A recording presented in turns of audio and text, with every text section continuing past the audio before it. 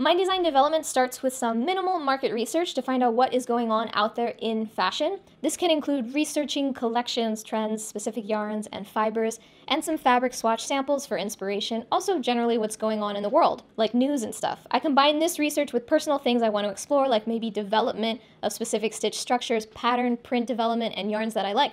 These personal things I want to explore I keep separate from my market research because these are concepts I didn't find in market research. These are concepts that probably came from my imagination. The goal is to combine the market research concepts with imagination concepts to create something truly unique and interesting. Then I do some yarn sourcing. I might order a few sample cone yarns I want to try. This isn't usually full cones, it's yarn reelings or small cones just to see and feel the yarn, and maybe do some like small swatches. Then I move on to swatch development. This is the bulk of my work. In knitwear, normally the first development step is the fabric. Since we make our own fabric, swatch development is a really important step in the knitwear design process. Whereas, for example, for wovens, many designers just buy fabric that is available and don't develop their own fabrics. Some do, but it's not as common in wovens as it is in knitwear to develop your own fabrics. For the first stage, I mostly use extra yarns I have on hand just to get the stitches developed to where I want them to be and where I can approve them.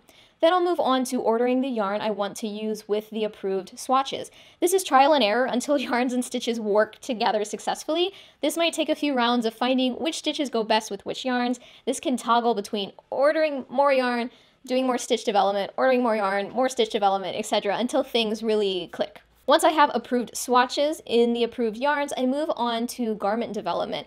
This can include sketching development for garment shapes and construction. When I have shapes I like, I start putting together a tech pack for the factory that will be making the garment. They need to know the garment shape, approved stitch, structure, approved yarn, measurements, and finishing details. This is when full garment development really starts. I usually go through a few proto samples, no more than 3. If I can't get an approved garment by the 3rd sample, then the style is usually rejected or reevaluated for future collections, potentially. These are the rough steps I take to design my collections. If you'd like to buy pieces from my collections, you can do so on my Etsy shop. The link will be in the description. Also, I'm starting a new series where I'm designing a spring 2020 collection, and I'm inviting you guys to come along in the process with me. The first video for that series will be out next week, so watch for it and join me in designing a collection. What is your favorite step in design development? Is it sketching, choosing fabrics or yarns, market research? Let me know below in the comments, and subscribe!